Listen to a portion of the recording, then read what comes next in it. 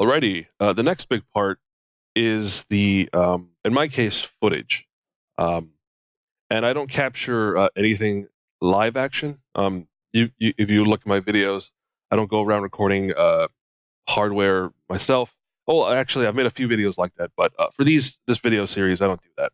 The only footage I'm capturing is gameplay footage from the games I'm featuring in the video. And for that, I use a program called OBS. It's a very common program. It's super popular. People use it a ton I think more for streaming.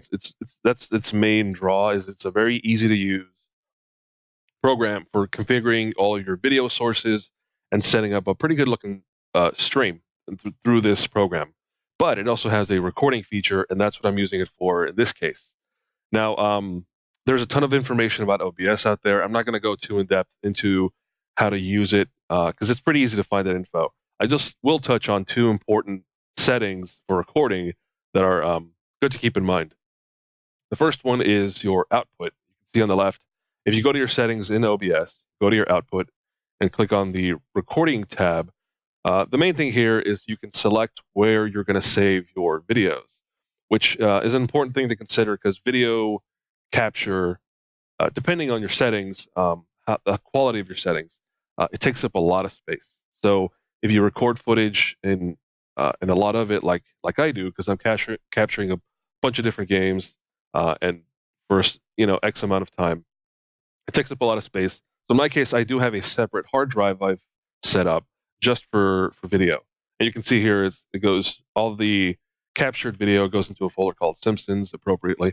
And yeah, that's an important thing to remember is just if you're gonna record a lot of footage, you're gonna use up a lot of hard drive space.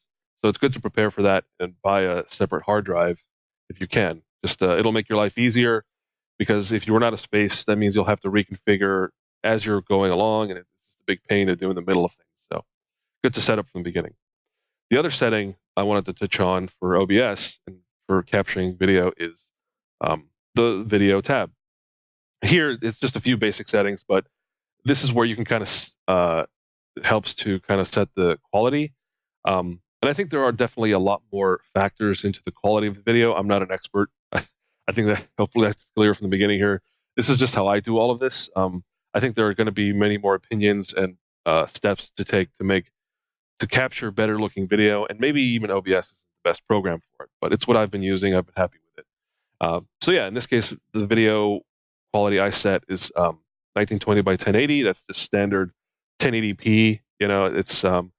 It's pretty good. It's not 4K, obviously, but 4K is kind of insane. We're gonna get there soon, I'm sure. But right now, 1080p is HD and it suffices. So yeah, I set both of these base and output settings to 1920 by 1080. Downscale filter, I usually just leave it at this setting. I'm sure maybe there are better settings. I don't know. And then for frame rate, I do capture at 60 just because I want to make sure it looks to capture as close to the original gameplay as possible.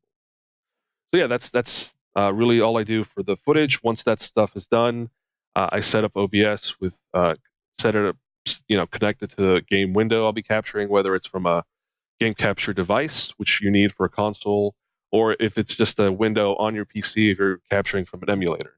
That's all stuff that's easily available online. Cool. So yeah, that's that part, the footage.